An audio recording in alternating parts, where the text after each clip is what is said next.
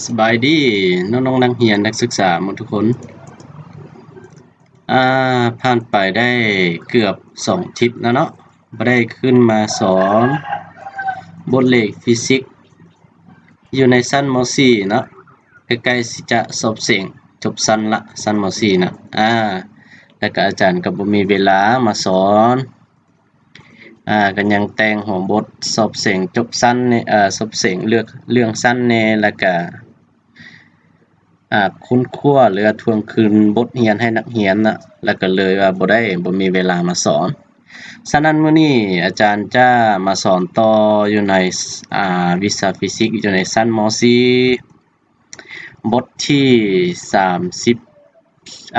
35เนาะเว้าถึงรูปของวัตถุผ่านเลนลูปเลนลูปกับเลนสวดต่างกันเนาะเลนลูปมันจะว่าขึ้นหรือว่าเลนว่าแสงตัวนี้เนาะเฮาเว้าเอิ้นว่าเลนว่าแสงหรือว่าเกี่ยวตาเสือว่าแสงก็ได้คือกันเนาะเพราะว่าเฮามาเบิ่งอยู่ภาคส่วนแสงพ้นนี้มันจะต่างกันเนาะเบิ่งรูปตัวนี้เนาะภาคส่วนแสงตัวนี้มันจะเปิดหรือมันจะว่าขึ้นตัวนี้ก็ว่าขึ้นมาฉะนั้นตัวนี้เขาจึงเอิ้นว่าเลนว่าแสงหรือว่าเลนลูปเอิ้นว่าง่ายๆว่าเลนลูปแล้วบัดนี้ตัวนี้มันจะแม่นเม็ดวัตถุตัวอย่างคือตัวนี้แม่นเลนสวดเด้อสัญลักษณ์ตัวนี้เนาะเลนสวดสัญลักษณ์ตัวนี้เลนสวดแล้วสัญลักษณ์ตัวนี้แม่นเลนลูปมันจะต่างกันอยู่บ่นี้สัญลักษณ์ต่างกันตัวอย่างคือเลนลูปมันจะเป็นแบบนี้ถ้าว่าเลนสวดเด้มันจะอยู่ในบทนี้นี่เลนสวดมันจะสวดขอบของขอบนี้บางกว่าอยู่ครึ่งกลางตัวนี้เนาะแล้ววันนี้เลนลูปนี่แม่นพระส่วนขอบนี้หนากว่าพระส่วนครึ่งกลางนี้หรือจุด O นี้มันจะบางกว่าอยู่จุดปลายนี่เนาะฉะนั้นตัวนี้อาจารย์จะบ่ได้แนะนำวิธีสร้างแต้มรูปเลยแล้วไปเข้าบทฝึกหัดแล้วจึงไปฮู้นำกันเนาะบทฝึกหัดนี่แม่นข้อที่1มีลูกฟังค่อยแน่ค่อยมาพอเฮ็ดให้ดูอันนี้นะฟังค่อยได้ละขอโทษเนาะมาเบิ่งข้อที่1นี้จงแต้มรูปของวัตถุ AB ที่เกิดจากเลนลูปเลนลูปเด้อตัวนี้เลนลูปเมื่อวัตถุ AB ตั้งถึงแก่นต้นตั้งถึงแก่นต้นเนาะระยะห่างระหว่างวัตถุกับเลนแม่นข้อกอนี่แม่นสั้นกว่าระยะสุ่มแสงแสดงว่าเราต้องวางห่างจากจุด O บ่ให้ไกลจุดระยะสุ่มแสงนะบ่ให้ไกลจุด F นะ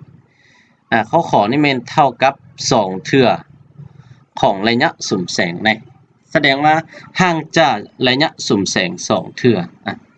ฉะนั้นเราลองมาแต้มนำกันเบิ่งเนาะมันจะเป็นแบบใดมาเบิ่งมาเรียนรู้นำกันตัวใดที่ยังค้างคาหรือว่าคำตอบยังบ่มั่นใจหรือยังบ่คักตอนนั้นให้ถามคืนเนาะอาจารย์สอนเราตัวนี้แล้วบัดนี้เราไปต่อบทที่บทที่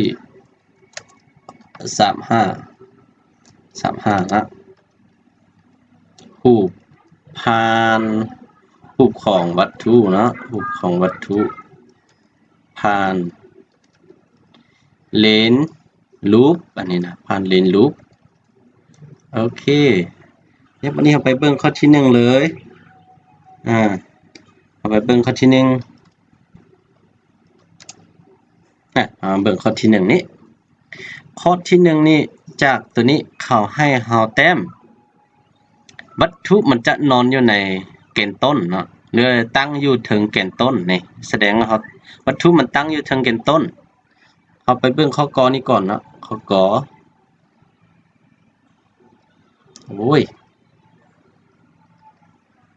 ข้อกอเนาะสั้นกว่า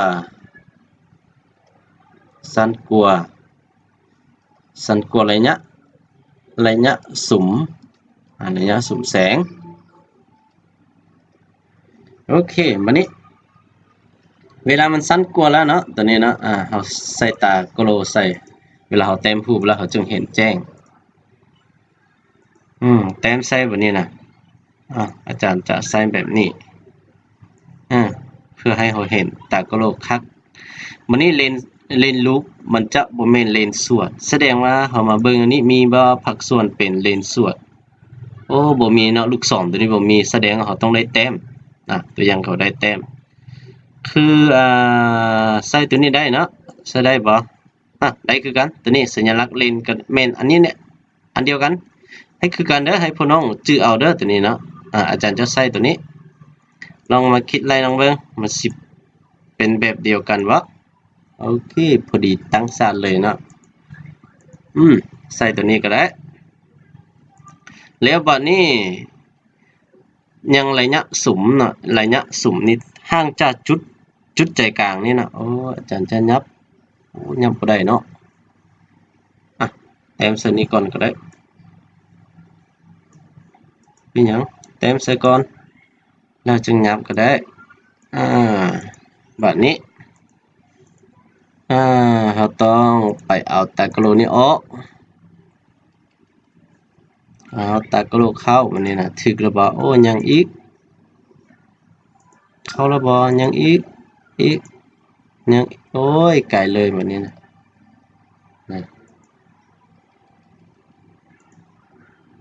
พอดีตรงเป๊ะนะอยู่ในเส้นครึ่งกลางเลยนี่อยู่เส้นครึ่งกลางจุดนี้มาหาจุดนี้เป็นตากโลตาหนึ่งเด้ออันนี้ตาหนึ่งเนาะแสดงว่าเราต้องนับตัวนี้มาหาระยะสุ่มนี่เป็น1 2 ตา4 ตา6 ตาอันนี้2 ตา4 ตา6 ตาเอาย้ายตัวนี้มาอยู่นี่แล้ววันนี้เอาตากโลออกเขาจึงวางใส่จึงงามนี่นะแต่สำหรับเลนลูปตัวนี้มันจะต่างจากเลนส่วนนะตั้งวัตถุอยู่ห่างจากเลนเมนสั้นกว่าเขาสิตั้งใส่จุดใดจุดหนึ่งก็ได้เนาะตัวอย่างคืออาจารย์ตั้งเส้นนี้นะตั้งเส้นนี้ตัวอย่างตั้งเส้นนี้และมีเส้น1เส้นครึ่งกลางนี่เด้อจังลืมขีดให้เบิ่งเนาะเส้นนี้เป็นเส้นภาคครึ่งของเลนตัวนี้เนาะ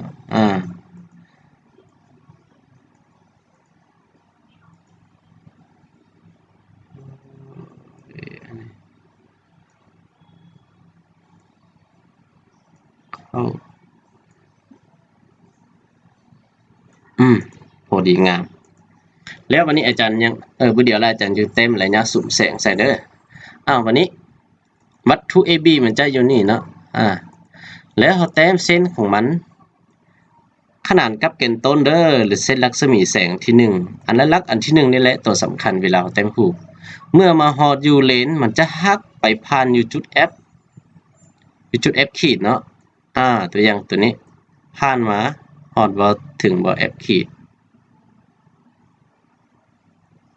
F ขีดนะตัวนี้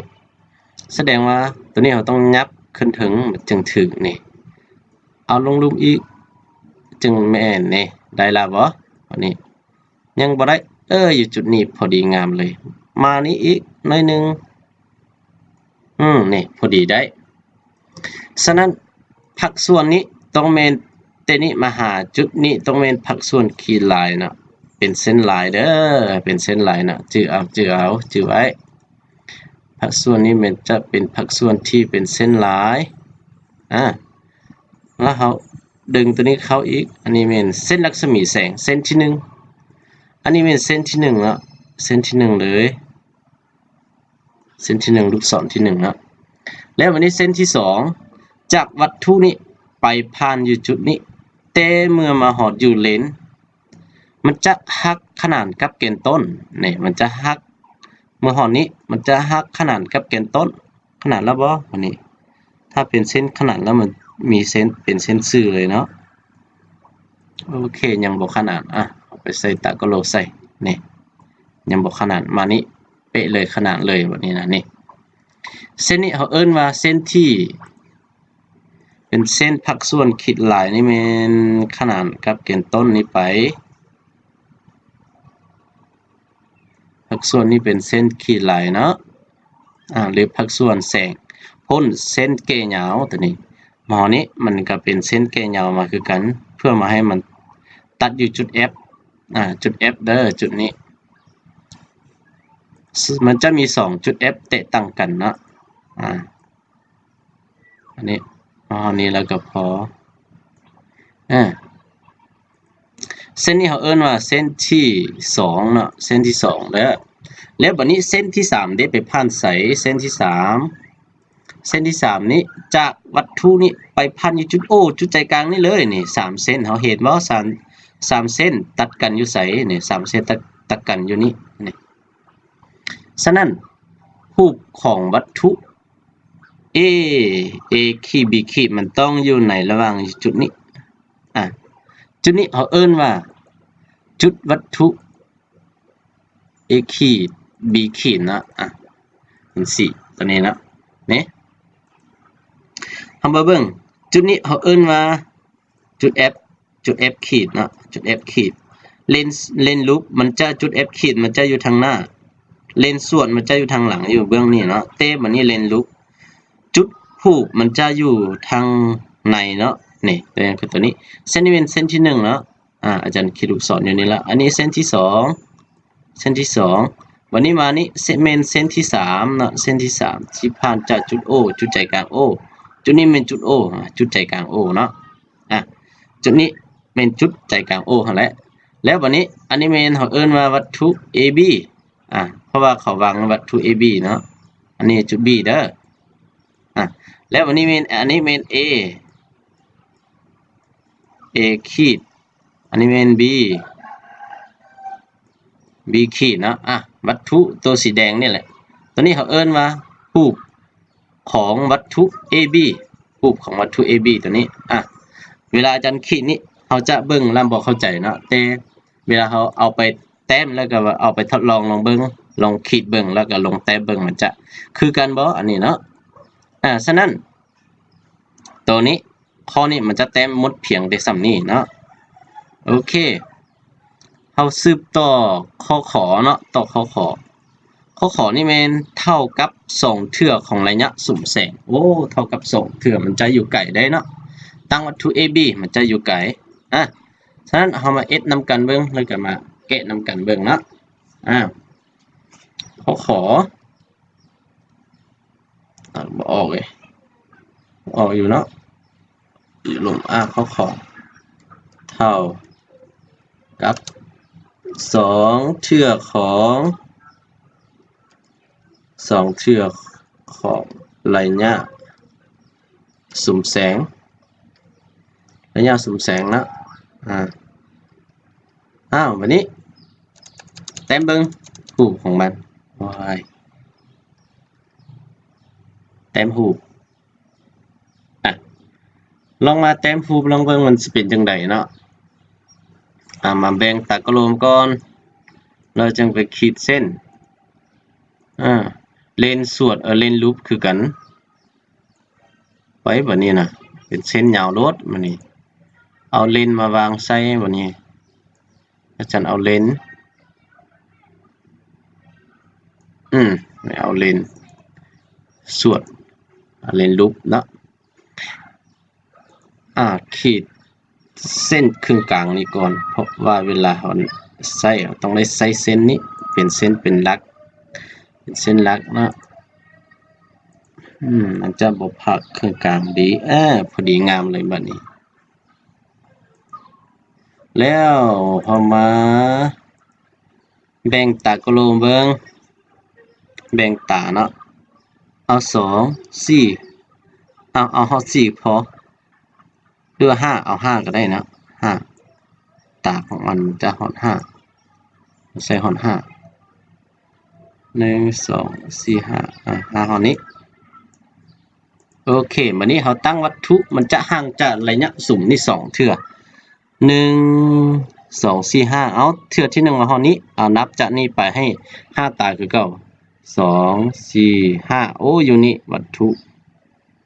AB วางอยู่ถึงแกนต้นนี่ AB อยู่นี่โอเควันนี้ได้ละอยากมาหน่อยนึงให้มันติ่งกับเส้นเลยพอดีเนาะโอเค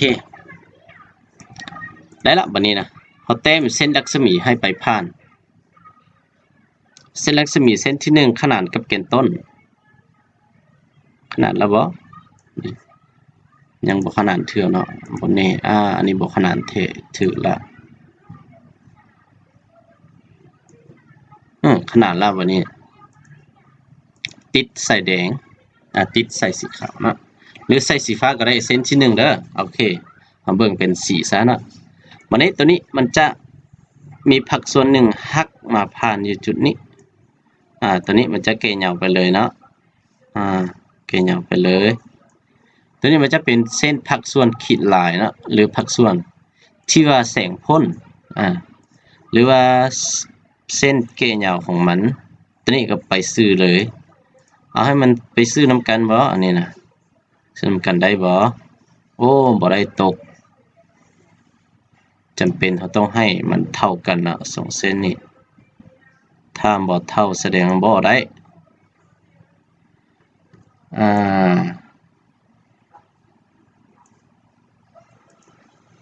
ติดตะกะโลนี่ออกเบิ่งดูนี่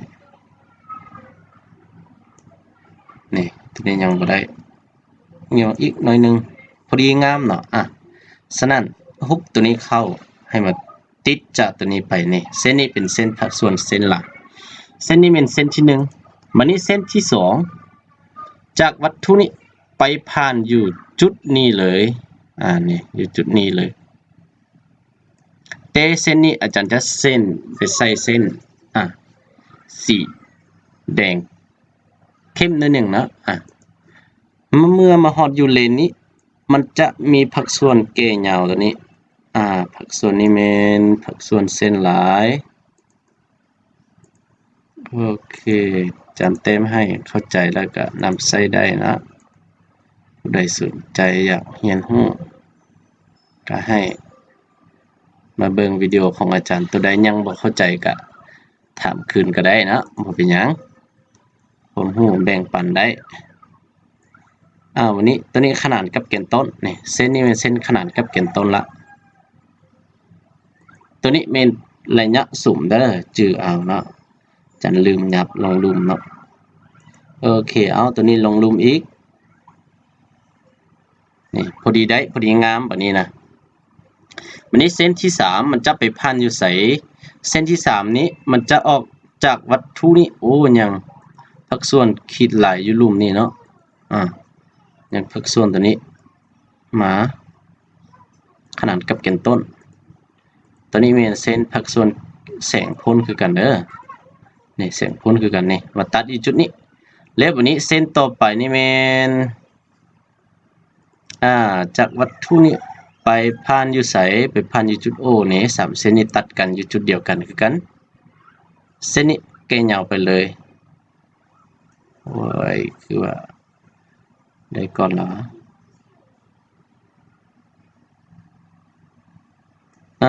นี่พอดี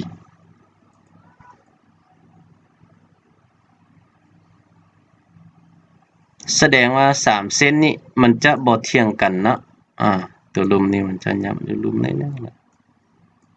ก็ถึงอีกหน่อยนึงสำนี้ก็ได้ตอนนี้อาจารย์เปลี่ยนใส่สีอันนี้ใส่นะแล้ววันนี้3เส้นนี้ตัดกันอยู่จุดนี้คือกันนี่วันนี้เอาได้รูปของวัตถุ AB อยู่จุดนี้โอ้รูปมันจะน้อยลงเนาะ